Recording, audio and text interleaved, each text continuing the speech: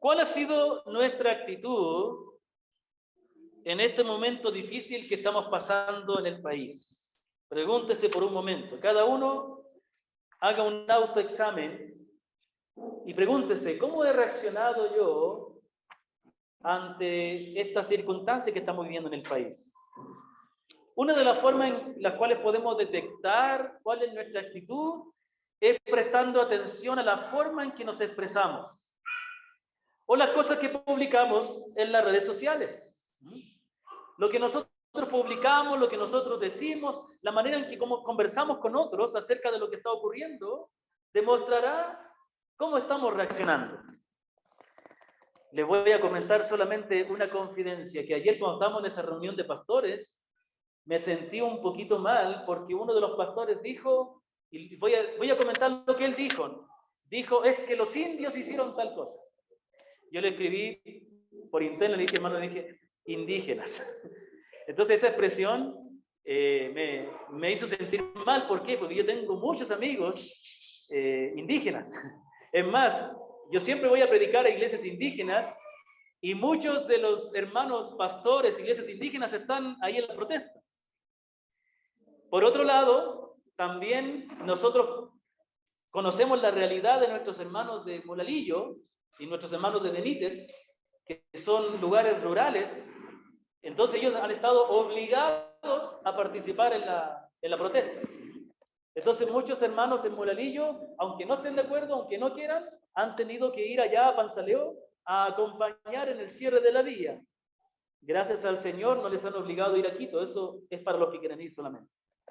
Entonces, por otra parte, una de las cosas que me ha preocupado ha sido la forma grosera en la cual se ha referido acerca del presidente, o acerca del gobierno, acerca de los asambleístas.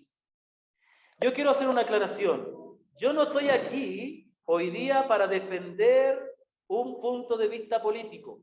¿Me comprende? No estoy aquí para defender al gobierno, ni estoy aquí para defender la protesta. Estoy aquí para defender lo que dice la Biblia. Por mucho tiempo, yo pensaba que como pastor no tenía que mucho meterme en política, porque no tenía un entendimiento correcto de cuál era mi labor con relación a eso. Pero resulta que a través de la Escritura entendí que mi labor como pastor y como predicador de la palabra es guiar al pueblo de Dios en todas las áreas de su vida. La pregunta es, ¿habrá alguna área de nuestra vida en la cual la palabra de Dios no tenga autoridad? Digamos que nosotros decimos, bueno, la palabra de Dios nos ayuda en los asuntos de fe, en los asuntos de religión, de lo que tiene que ver con Dios, con la creencia. Pero en los asuntos de política, la palabra de Dios no tiene nada que ver. ¿Sería correcto pensar así? ¿O sería correcto pensar que, bueno, la palabra de Dios me guía cómo adorar a Dios, pero en lo que tiene que ver con las relaciones amorosas, ahí sí yo decido? ¿Será que la palabra de Dios no tiene autoridad para controlar y guiarnos en la parte del asunto del corazón? Hermanos, la palabra de Dios gobierna todas las áreas, porque es la palabra del Creador, es la palabra del dueño del mundo, es la palabra del dueño de nuestras vidas. Entonces, mi intención esta mañana es a través de la palabra guiarles, que la palabra nos vaya guiando como creyentes, para que nosotros honremos al Señor. Y tres cosas yo he visto aquí que me causan preocupación. Primero, la manera grosera, irrespetuosa que se ha tratado a las autoridades, tanto al presidente, asambleístas, como los policías y otros más. Han habido palabras ofensivas donde se les ha faltado el respeto a esa autoridad, o publicaciones hasta groseras, hasta que caen en lo vulgar y en lo ordinario de creyentes. Segundo, estoy hablando de creyentes a nivel general, por favor, pero también me preocupa lo que muchos de nuestros hermanos están publicando. Segundo, la manera grosera y respetuosa con que se trata a las personas que están en el paro, especialmente al pueblo indígena. Han habido muchos hermanos que, en razón de que han sido afectados, y todos hemos sido afectados por causa del paro, se han referido de una manera grosera a las personas que están en el paro, especialmente al pueblo indígena. Y tercero, que juntamente con eso se muestra una falta y una ausencia de confianza en Dios. No, como que nos olvidamos por un momento de que somos cristianos, como que se nos olvidó, ¿ah? Y empezamos a batallar unos con otros, peleando, lanzándonos bombas de palabras, ¿no? Y también bombas físicas los que están allá en Quito. Entonces nos olvidamos de que somos cristianos. La pregunta es, ¿qué dice la palabra? ¿Cómo la palabra nos guía? ¿Qué es lo que dice la palabra acerca de cómo debemos reaccionar? Hemos visto ya algunos textos en el transcurso del culto. Hemos visto que la palabra nos dice que si nosotros decimos que confiamos en el Señor, no tenemos que andar huyendo ni corriendo a despavoridos como que estuviéramos desamparados. También la otra lectura que tuvimos, que todas las cosas ayudan a bien a los que aman a Dios, y por lo tanto nosotros tenemos que acordarnos que aún en esta circunstancia, aún esta circunstancia Dios la puede ocupar para la gloria de su nombre, para el cumplimiento de sus propósitos, en los cuales estamos incluidos nosotros y los cuales somos bendecidos. Y también leímos en la palabra de Dios, que la palabra nos manda a orar por las autoridades, a orar por ellos. Y orar por alguien es uno de los mayores gestos de amor que podamos tener. Orar por alguien, es decirle, mira, yo que soy un hijo de Dios, que conozco a Dios, que puedo entrar al trono de la gracia y hablar con Él, voy a pedirle a Él por ti. Es un acto de amor. Es un acto de amor. Yo quiero que hoy día vayamos, amados y apreciados hermanos, al libro de Romanos capítulo 13, por favor, versículo 1 al 2, y este va a ser el versículo estos dos versículos para memorizar esta semana. Vamos a ver que de todo lo que la palabra de Dios nos dice, o todas las grandes doctrinas y verdades que la palabra de Dios nos revela, también la Biblia nos muestra una verdad sencilla que es esta: las instituciones humanas, las autoridades civiles han sido puestas por Dios. Las autoridades civiles han sido puestas por Dios. Esa verdad debe transformar nuestra forma de vivir y debe poner nuestra mirada en el Señor. Romanos 13 del 1 al 2. ¿Qué dice la palabra? Sométase toda persona a las autoridades superiores, todos juntos. Sométase toda persona a las autoridades superiores, porque no hay autoridad sino de parte de Dios, y las que hay por Dios han sido establecidas. De modo que quien se opone a la autoridad, a lo establecido por Dios, resiste. Y los que resisten acarrean condenación para sí mismos. Hermano, estamos hablando de los primeros años del cristianismo, ni siquiera los primeros siglos. Ahí, hermanos, los emperadores, los gobernantes, no tenían los derechos humanos para que les guiaran. No había los derechos humanos. No había organizaciones como las Naciones Unidas, la Organización Mundial de la Salud y cuánta organización quieran seguir inventando. No habían organizaciones que velaran por los derechos humanos.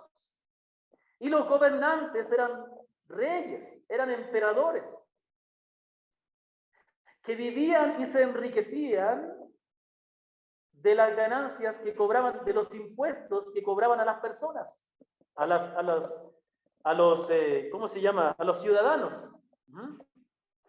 Y más encima, eran muy crueles y corruptos. Sabemos, hermanos, que nunca va a haber un gobierno humano por hombres pecadores que sea perfecto. Solo déjenme recordarle algo. Bueno, esta semana no tuvimos el tiempo de capacitación el miércoles porque tuvimos un tiempo especial de oración. Nuestro hermano Juanito nos estuvo guiando en eso. Yo estaba medio enfermo, pero ahí estuve mirando. Pero estamos aprendiendo acerca de un panorama de todos los libros de la Biblia. Y estamos prontos a llegar a Primera y Segunda de Reyes. Lo mismo es Primera y Segunda de Crónicas. Son como libros que hablan de lo mismo. Esos libros nos muestran un resumen de la vida de los reyes que gobernaron Israel. ¿Y sabe qué? Yo me acuerdo cuando era jovencito, tenía como 17 años, yo empecé a predicar en mi iglesia a los 16 años. A los 16 años comencé enseñando, dándole clases a los niños, y después se me dio la oportunidad de predicar. Y yo me acuerdo que por un tiempo yo prediqué acerca de los reyes, y para mí fue fascinante estudiar el libro de los reyes, Primera y Segunda de Reyes. ¿Sabe lo que va a encontrar en Primera y Segunda de Reyes? Vamos a encontrar que el reino de Israel estaba dividido, el reino del norte y el reino del sur. Y en el reino del norte y en el reino del sur hubieron muchos reyes. La mayoría de ellos, la mayoría, hicieron lo malo ante los ojos de Dios. La mayoría de ellos fueron perversos. La mayoría de ellos desobedeció las leyes de Dios. Había algunas excepciones de algunos que hicieron lo bueno mientras había un sacerdote que le guiaba. Cuando moría el sacerdote, otra vez se entregaba al pecado. Y entonces, cuando yo estudiaba Primera de Reyes, Segunda de Reyes, y especialmente Segunda de Reyes, y Primera y Segunda de Crónica, y veía tanta corrupción en los reyes, la pregunta que venía a mi mente era, ¿cómo podemos encontrar a Cristo aquí? ¿Cómo podemos encontrar al Señor Jesucristo? Porque dicen, el Señor Jesucristo dijo que Él se encuentra en toda la Biblia, y eso es algo que hemos aprendido, ¿no? ¿Cómo se encuentra en Primera de Reyes, en Segunda de Reyes, en Primera y Segunda de Crónicas, con tantos reyes corruptos? El Señor está presente en el sentido de que se nos muestra que el único rey verdaderamente justo, el único rey que verdaderamente es equitativo, que verdaderamente hace justicia, es el Señor Jesucristo. Ningún otro. Y cuando usted llegó al Evangelio, ¿sabe cómo se le llama al Evangelio en la Biblia? ¿Quién sabe cómo se le llama el Evangelio? Tiene un título, el Evangelio de Juan, ¿no? Sí, pero por ejemplo se dice el Evangelio de la Gracia, porque habla de la gracia de Dios, pero tiene otro título, el Evangelio, vamos, ¿dónde está ese conocimiento? Ustedes que son hermanos que estudian mucho las Escrituras, el Evangelio del Reino. ¿Sabe por qué se llama el Evangelio del Reino? Porque el Evangelio nos dice que Jesús es el Rey. Y cuando nosotros confiamos y reconocemos que Jesús es el Señor, estamos reconociendo que Él es el Rey y entonces nos sometemos bajo su gobierno. De modo que los cristianos somos personas que vivimos en este mundo que está siendo gobernado por hombres débiles, pecadores, pero nosotros también pertenecemos a otro gobierno, que es el reino de los cielos, donde el Rey es Jesucristo. ¿Me doy a entender? Entonces, siempre vamos a ver corrupción, siempre vamos a ver deficiencias en los gobernantes de este mundo, incluso en los gobernantes espirituales, en los que predicamos la palabra. Porque a pesar de que los pastores seamos hijos de Dios, estamos en un proceso de santificación y todavía estamos luchando con el pecado. ¿Me doy a entender? Ahora, en ese contexto es donde se escriben estas palabras. Estamos hablando de un tiempo en los primeros años del cristianismo, donde los emperadores, los gobernantes, eran crueles, eran déspotas, y no habían instituciones por encima de ellos que les supervisaran. ¿Me comprende? Entonces, vamos a ver que este texto nos dice tres cosas. Vamos a nuestro texto en Romanos 13 del 1 al 2. La primera cosa que nos dice es que hay un mandamiento. La primera verdad que nos dice este texto que es un mandamiento dado por Dios que debemos someternos a las autoridades. ¿Qué es someterse a las autoridades? ¿Qué es lo que es? Un mandamiento que Dios nos da. Dice, sométase toda persona a las autoridades superiores. Cuando dice toda persona, está diciendo que nadie está exento de cumplir este mandamiento. Todos tienen que someterse a las autoridades y todos tienen una autoridad a la cual someterse. El mandamiento es someterse. Tenemos que, hermanos, aprender una cosa. no porque el mundo rechace una palabra, nosotros tenemos que rechazarla también. En el contexto en que vivimos actualmente, la palabra someterse tiene una connotación negativa. Es como una imposición, como una carga pesada y algo malo. Es por eso que hay tantas luchas en contra de la autoridad del varón, por ejemplo, en las marchas feministas, en contra de lo que se llama, entre comillas, el patriarcado. Y así hay tantas cosas porque ha llegado a malentenderse esta palabra. La palabra someterse significa reconocer, valorar y respetar y obedecer la autoridad que está sobre mí. Significa que cuando se levanta una autoridad voluntariamente y porque esa autoridad se le ha dado el derecho, yo me pongo por debajo y me someto. Eso es someterse. Me pongo por debajo y reconozco esa autoridad. Esto es algo que es natural. No se puede vivir sin autoridad.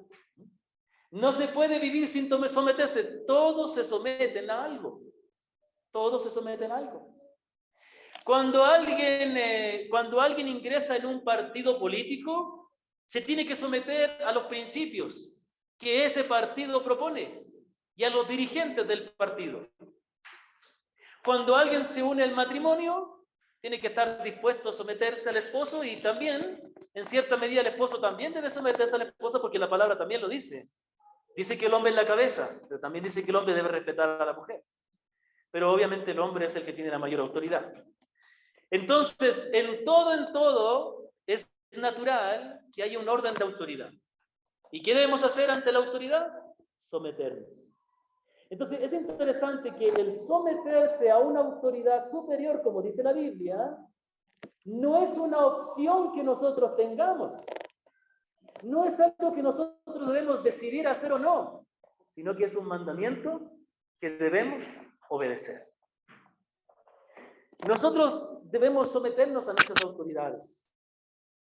Es cierto de que ellos cometen errores y que puede haber corrupción y mala intención.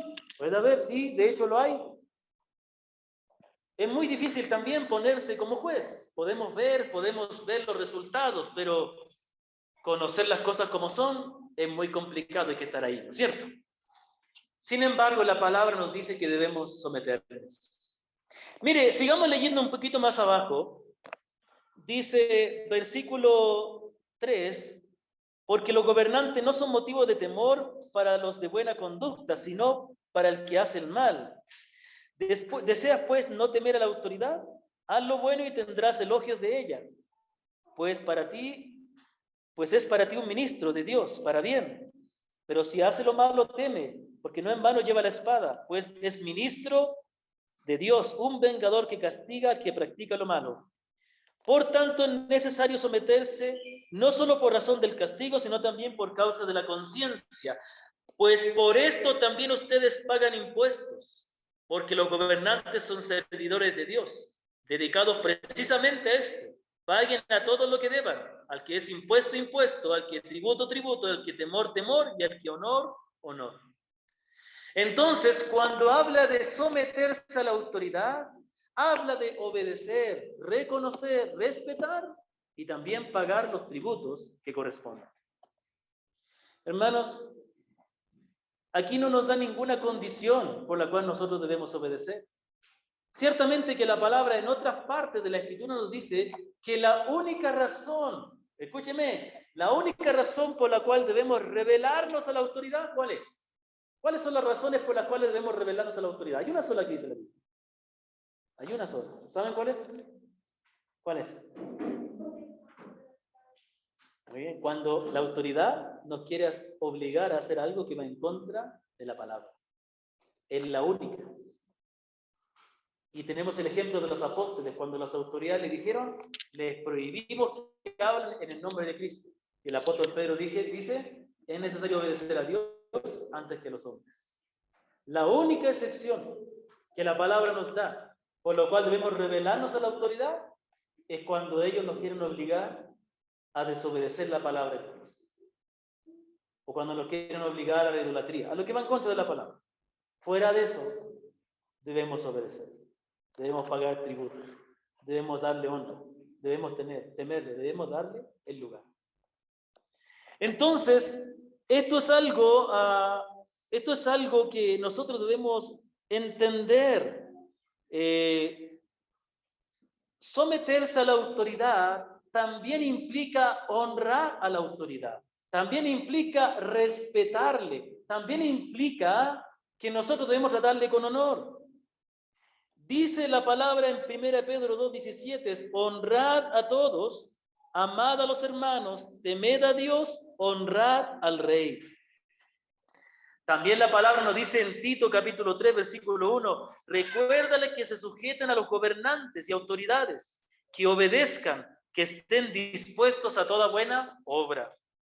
Primera de Pedro 2, 13 al 17 dice, por causa del Señor, someteos a toda institución humana, ya sea el rey como superior, ya sea los gobernantes como por él enviados, para castigo de los malhechores y alabanza de los que hacen el bien.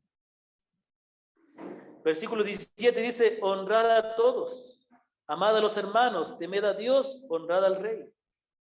Hebreos 13, 17 nos va a decir que, ahora, me estoy adelantando, vámonos con calma.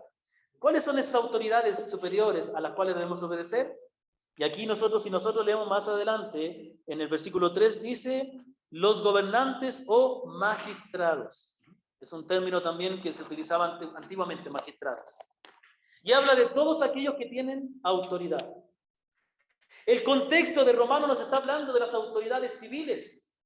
Acordémonos que Pablo está escribiendo a los romanos. ¿A quiénes tenían que someterse los romanos?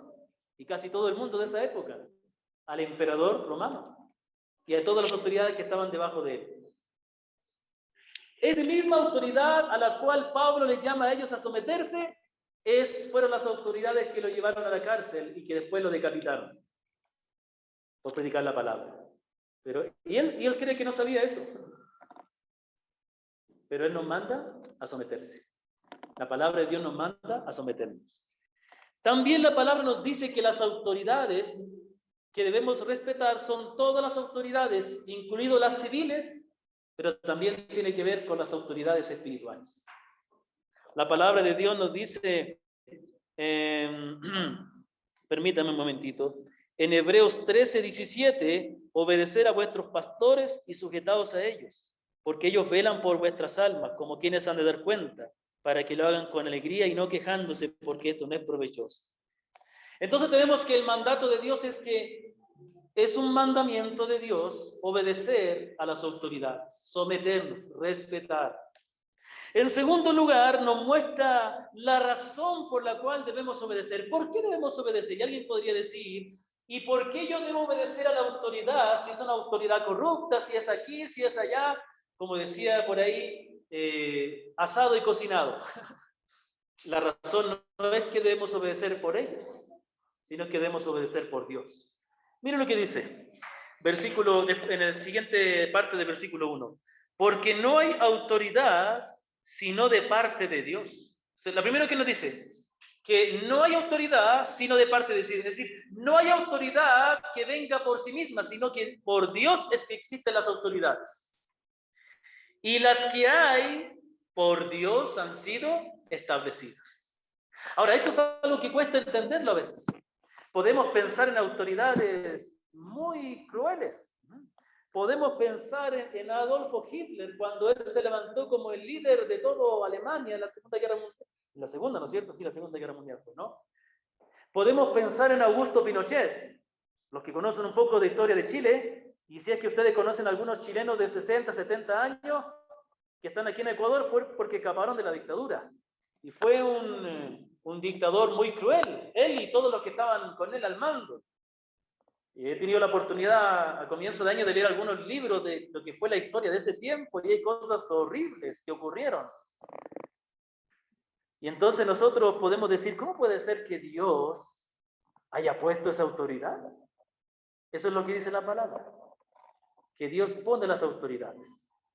Aquí llegamos a una esfera del conocimiento de Dios que cuesta entenderlo cuando estamos en los primeros pasos de la fe. Pero si tenemos un corazón que quiere honrar a Dios, vamos a entender. A Dios le interesa el cumplimiento de sus propósitos. Y en el cumplimiento de sus propósitos, muchas veces usa la perversidad de los hombres. No porque no que esté de acuerdo, no que Él les motiva a hacer lo malo, sino que Él mismo los usa para cumplir sus propósitos o muchas veces para poder castigar a los pueblos. Un ejemplo de esto tenemos el primer rey de Israel. ¿Quién fue? Saúl. ¿Fue un buen rey? No fue un buen rey. Fue un rey tan malo que Dios mismo lo desechó. Pero ¿sabe por qué Dios levantó a ese primer rey? Para castigar al pueblo. Porque el pueblo deshonró a Dios al pedir un rey. ¿Sabía usted eso? Lea Primera de Samuel. Dios castigó al pueblo porque el pueblo era gobernado por Dios. Dios quería ser el rey, pero ellos quisieron un rey como las demás naciones. ¿Qué naciones? Naciones paganas, naciones que no conocen a Dios. Entonces Dios les dio un mal rey, pero después tuvo misericordia y les dio un buen rey, que fue el rey David. Y aunque podemos decir que el rey David fue el mejor rey que hubo, aún así tampoco fue un rey perfecto. Es más, fue bien imperfecto y cometió pecados horribles. Pero aquí tenemos que la voluntad de Dios es la que está por sobre todas las cosas. Entonces aquí viene el punto. La palabra de Dios nos quiere dirigir nuestra mirada para que nosotros entendamos que por sobre estas autoridades está Dios gobernando. Está Dios haciendo su voluntad. Aquí dice que la razón por la cual debemos obedecer a las autoridades, someternos a ellas, es que han sido puestas por Dios, independientemente de quién sea.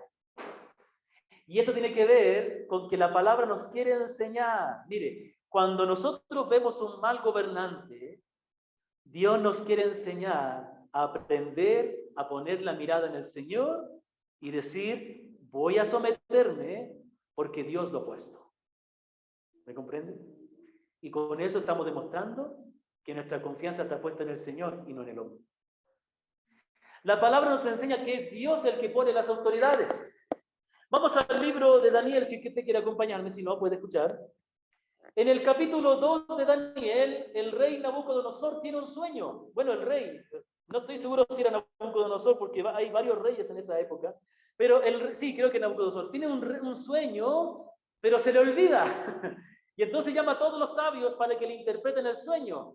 Pero ellos le dicen, bueno, cuéntanos el sueño, rey. Y él dice, no, ustedes si son sabios, ¿no? Supone que son sabios. Adivinen el sueño y si no, los mato a todos. Y ninguno de ellos podía adivinar el sueño. Y entonces Daniel pide sabiduría a Dios y Dios le revela el sueño a Daniel. Y entonces cuando Dios le revela el sueño a Daniel, antes de ir al rey, Daniel agradece a Dios. Y estas son las palabras. Y Daniel habla de Dios de siglos en siglos, porque suyos son el poder y la sabiduría. Él muda los tiempos y las edades, quita reyes y pone reyes, da la sabiduría a los sabios y la ciencia a los entendidos. Dice, alaba porque en el Señor está toda la sabiduría. Y dice que Él pone y quita reyes. Él pone y quita reyes. Entonces, cuando nosotros nos enfrentamos a estas circunstancias donde hay una gran disconformidad del gobierno, no nos olvidemos que los gobernantes han sido puestos por Dios y nosotros debemos someternos a esta autoridad, no por Él. Tenemos todo el derecho a estar en desacuerdo, tenemos todo el derecho de poder evaluar, pero la Biblia dice que nosotros debemos someternos, porque es una autoridad que ha sido puesta por Dios. Cuando entendemos esta verdad, cambia nuestra actitud a las autoridades. El mismo rey David fue un hombre que entendió esta verdad. Cuando Dios estaba desechando a Saúl y estaba levantando a David, pero David todavía no era rey de todo Israel, dice que Saúl perseguía a David para matarlo. Y David tuvo que huir, incluso hasta tuvo con los filisteos filisteos un tiempo. Dice que entre esas huidas, capítulo 24 de 1 de Samuel, dice que Saúl volvió de perseguir a los filisteos y le dieron aviso diciendo: he aquí David está en el desierto de Engadí. Y tomando Saúl 3,000 hombres escogidos de todo Israel, fue en busca de David y de sus hombres por las cumbres de los peñascos de las cabras monteses. Y cuando llegó a un redil de ovejas en el camino donde había una cueva, entró Saúl en ella para cubrir sus pies. ¿Usted piensa que él se fue a poner las medias? No, fue a hacer sus necesidades. Esa es una expresión bíblica. Dice que cuando la Biblia dice que tal persona fue a cubrir sus pies, es que tuvo que ir al baño. ¿Ok? ¿Está claro? No más explicación. No entremos en detalle. Y entonces dice, y David y sus hombres estaban sentados en los rincones de la cueva. En esa cueva donde Saúl entró al baño, estaba David escondido. Entonces los hombres de David le dijeron: he aquí el día que te dijo Jehová, he aquí que te entregó a tu enemigo en tu mano y harás con él como te pareciere. ¿Sabe qué están diciendo? Aquí está Saúl. Y David dice, ya pueden matarlo, el Señor te lo está entregando. Pero sí, ciertamente Dios se lo estaba entregando, pero Dios le estaba probando a David también. Dios le estaba probando a David. He aquí entregó a tu enemigo en tu mano y harás con él lo que te pareciere. Y se levantó David y calladamente cortó la orilla del manto de Saúl. Después de esto se turbó el corazón. ¿Por qué? Porque él seguramente pensaba, mire, él no quiso matar a Saúl, pero cortó el borde para que Saúl supiera que David estuvo a punto de matarlo. Dicen, mira Saúl, ¿reconoces este pedacito de tela? Es de tu manto. Y el otro, imagínense, al saber que tuvo David al lado de él, se hubiera desmayado de terror. Pero dice, versículo 6, versículo 5, pero mire lo que pasó. Después de esto, se turbó el corazón de David. Pero si no le hizo nada malo a Saúl. Pero a pesar de eso, se turbó su corazón, porque había cortado la orilla del manto de Saúl. Y dijo a sus hombres: Jehová me guarde de hacer tal cosa contra mi señor, el ungido de Jehová, que yo extienda mi mano contra él, porque él es el ungido de Jehová. Así reprimió David a sus hombres con palabras, y no les permitió que se levantasen contra Saúl. Y Saúl, saliendo de la cueva, siguió su camino. Aquí vemos algo maravilloso en el corazón de David. ¿Sabe? David tenía un corazón noble que honraba a Dios. Saúl muchas veces quiso matar a David, hasta incluso casi lo alcanzó con una lanza. Muchas veces lo quiso matar y David tenía todas las razones, humanamente, para haber matado a Saúl, pero él no lo hizo porque era el rey. Incluso cuando ya en la guerra muere Saúl, uno mata a Saúl, a decirle a David que mató a Saúl, y David lo mata a ese hombre por haber matado al rey. Porque aunque era un hombre perverso, aunque era un hombre malo, era el rey que Dios había puesto ahí. Y esa verdad estaba grabada en el corazón de David. Hermanos, quiero detenerme en este lugar. Primeramente vemos que el obedecer a las autoridades es un mandamiento de Dios. Segundo, vemos que la razón de este mandamiento es que las autoridades han sido puestas por Dios. Hermanos, por esta razón yo quiero pedirles que obedezcamos a la palabra y no apoyemos una rebelión contra el gobierno. No estamos jugando los que fueron al paro. ¿Me comprenden? Tengo muchos amigos que están ahí, muchas personas queridas. Entiendo la necesidad, sí, hay una necesidad grande. Hay cosas que necesita el país, sí, pero la palabra de Dios nos dice que debemos respetar a nuestra autoridad. ¿Dice eso o no? ¿Sí o no? Y nosotros tenemos que pasar por encima de nuestras emociones. Tenemos que pasar por encima de nuestra preocupación, porque nosotros vivimos confiando en un Dios que está por encima de todo eso. Nosotros tenemos que ajustarnos a lo que dice la palabra. Hermanos, Si nosotros desobedecemos la palabra por una crisis económica, ¿cómo vamos a dar la vida por el Señor si fuera necesario? Hermanos, murieron quemados vivos, con leña mojada a propósito para que murieran más lentos. Nos reclamarían a nosotros que por cualquier cosita nos queremos desobedecer la palabra. Hermanos, la tercera verdad que nos dice aquí es que el rebelarse a las autoridades es condenado por Dios. Dice la palabra, de modo que quien se opone a la autoridad, a lo establecido por Dios, resiste. Y los que resisten acarrean condenación para sí mismos. Cuando se desobedece este mandamiento, se está desobedeciendo a Dios mismo. El que se rebela contra la autoridad, se rebela contra lo que Dios ha establecido. Por lo tanto, es rebelarse contra Dios.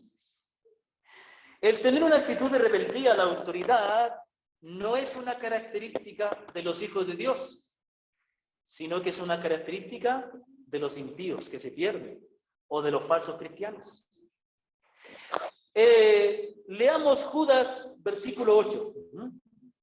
Judas, versículo 8, nos habla acerca de los falsos creyentes, de los engañadores, y nos muestra muchas características de ellos.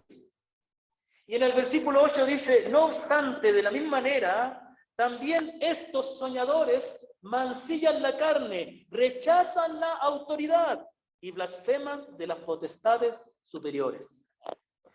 Hermanos queridos, la palabra dice que el rebelarse contra la autoridad, ese deseo constante de rebelarse contra la autoridad, ese espíritu de rebelarse contra todo lo que está por encima, es una actitud que caracteriza a los hombres que se pierden, y especialmente a aquellos que son falsos creyentes, que son instrumentos de Satanás.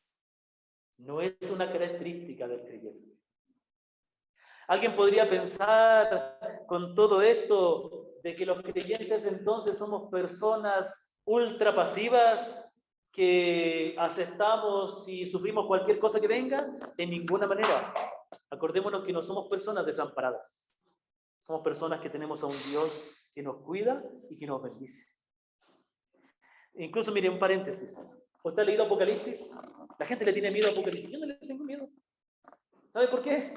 Pero ¿cómo no le va a tener miedo a Apocalipsis? Dice que bajan estrellas de los cielos, que caen rayos, que caen animales gigantes. Pero mire a quién atacan. Todo eso cae sobre los que tenían la marca de la bestia, sobre los que adoraban a la imagen, no sobre los creyentes. Dios siempre guarda y preserva a sus hijos. Acuérdese de las 10 plagas de Egipto. Cayeron sobre todo Egipto, menos sobre el pueblo de Israel. Dios va a guardar a los suyos, de alguna manera. ¿Sabe? Dios castiga la rebeldía o la falta de respeto a las autoridades. En una ocasión, el apóstol Pablo estaba siendo juzgado por predicar el evangelio por las autoridades judías. Y entonces el apóstol en un momento se exaspera y le grita. Y en eso viene ahí y le da una cachetada al apóstol Pablo. ¿Sabe por qué? No te atrevas a hablarle así al jefe de tu pueblo, porque él, sin saber, le estaba gritando al sumo sacerdote.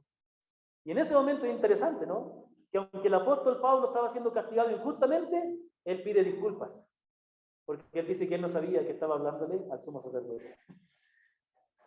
¿Sabe que hay un ejemplo también maravilloso en Números capítulo 12? Dice que mientras el pueblo de Israel iba por el desierto, la hermana de Moisés, María y Aarón, perdón, el hermano, María y Aarón, hablaron contra Moisés a causa de la mujer cusita que había tomado. Lo que pasa es que Moisés había tomado una mujer cusita, una mujer, creo que, pagana, y empezaron a murmurar contra Moisés. Y dijeron, ¿solamente por Moisés ha hablado Jehová? ¿Ah? ¿Qué se cree Moisés? ¿Acaso Dios habla solo por él? ¿No ha hablado también por nosotros? Y lo oyó Jehová. Y aquel varón, Moisés, era muy manso, más que todos los hombres que había sobre la tierra. Luego dijo Jehová a Moisés, a Aarón y a María, salid vosotros 3 al tabernáculo de reunión, y salieron los 3. Entonces Jehová descendió en la columna de nube y se puso en la puerta del tabernáculo. Y llamó a Aarón y a María, y salieron ambos. Y él les dijo: oíd ahora mis palabras. Cuando haya entre vosotros profeta de Jehová, le apareceré en visión, en sueños hablaré con él. No así a mi siervo Moisés, que es fiel en toda mi casa. Cara a cara hablaré con él, y claramente y no por figuras. Y verá la apariencia de Jehová. ¿Por qué, pues, no tuviste temor de hablar contra mi siervo Moisés? Entonces la ira de Jehová se encendió contra ellos y se fue. Y la nube se apartó del tabernáculo, y he aquí que María estaba leprosa como la nieve. Y miró a Aarón a María, y he aquí que estaba leprosa.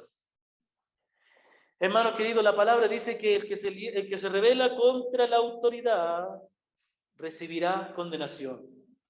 No está diciendo que si usted es un hijo de Dios y se ha rebelado, usted va a ser condenado. No, está hablando de que Dios castiga, de que Dios no acepta la rebeldía a la autoridad.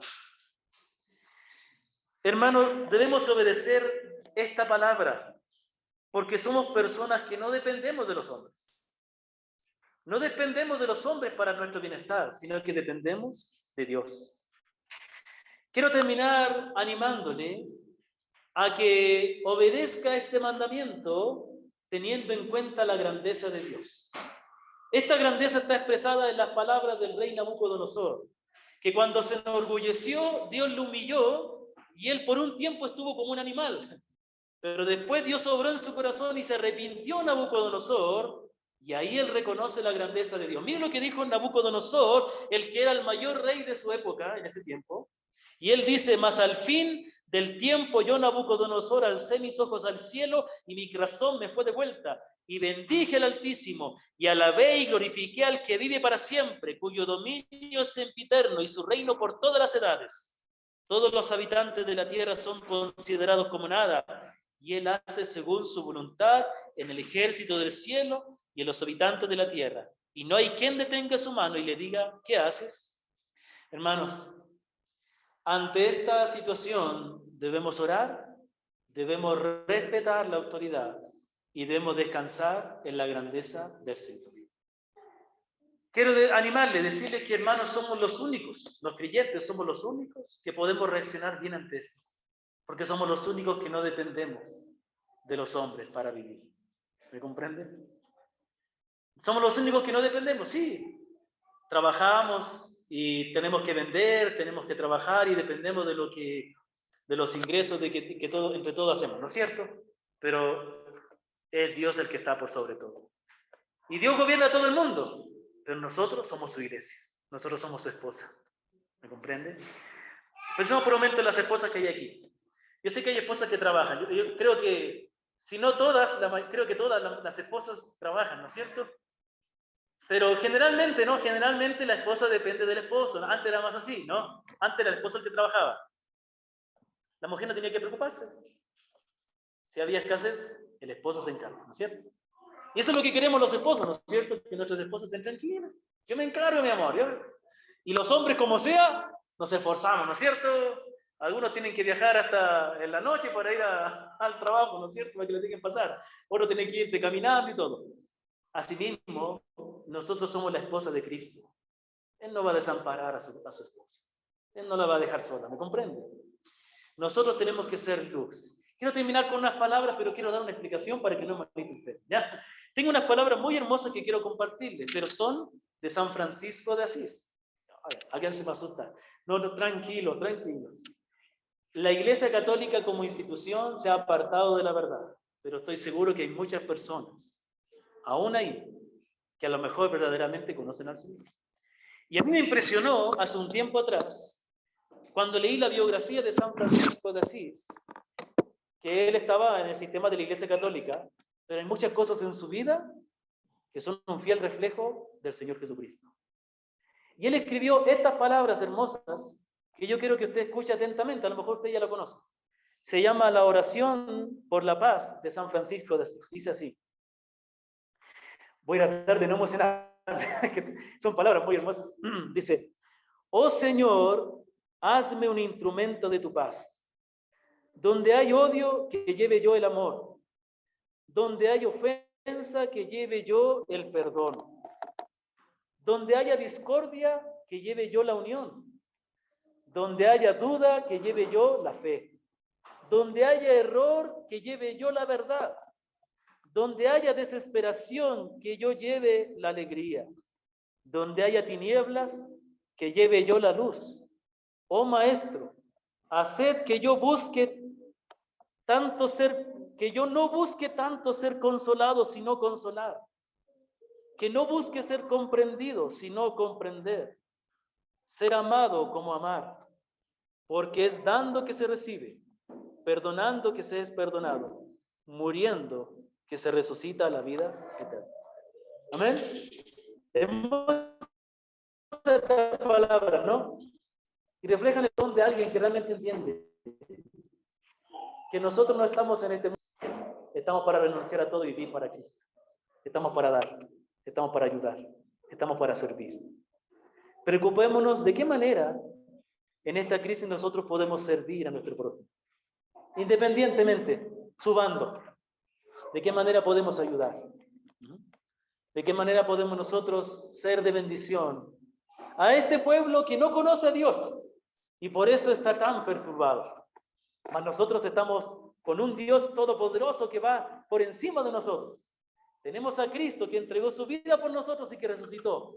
Somos amados como nadie. Por eso debemos vivir llenos de gozo. Y con todas las riquezas que Dios nos da, nosotros mostremos a este mundo que hay un Dios todopoderoso en el cual ellos pueden confiar. Amén.